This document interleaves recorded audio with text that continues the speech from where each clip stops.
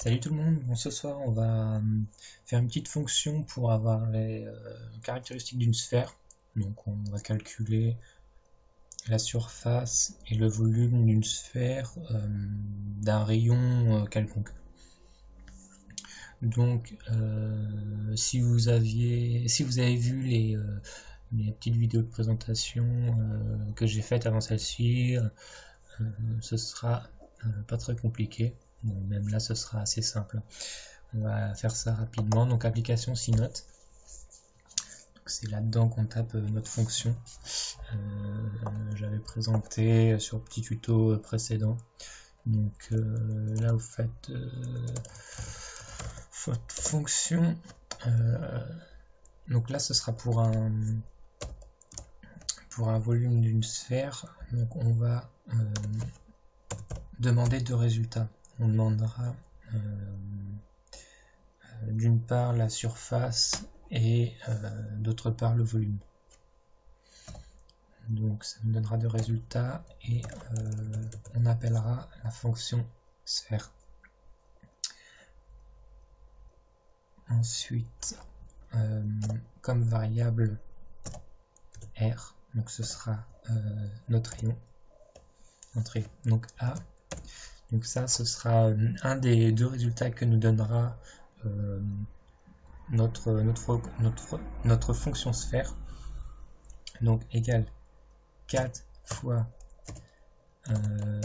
pi. Donc le signe pourcentage, on avait vu ça la dernière fois.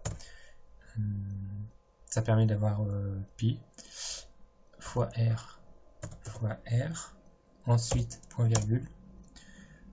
P égale. Donc là, c'est pour maintenant le volume. Pi fois r. Point virgule. Ok, n fonction. Donc ensuite, comme d'habitude, on enregistre, exécuter, hop, voilà, et ensuite on l'appelle dans la console.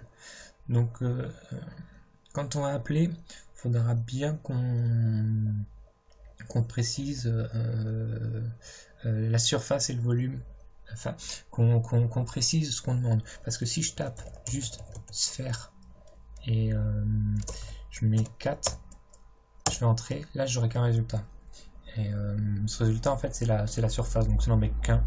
Donc si on veut avoir nos deux résultats, donc on met sur vol entre crochets et là on appelle notre fonction sphère de rayon 4. Donc après, enfin vous pouvez mettre autre chose, on s'en fiche. Entrée et là, donc là vous pouvez mettre AB, enfin peu importe, hein, vous appelez comme vous voulez. Hein. Mais nous de ce qu'on avait fait avant, c'est pour la première la surface et le volume. Donc là vous avez le volume de votre sphère de rayon 4 et la surface de votre sphère de rayon 4. Votre historique des commandes et vos résultats enregistrés. Donc j'espère que ce petit tuto vous aidera et puis je vous dis à la prochaine. Allez, salut tout le monde.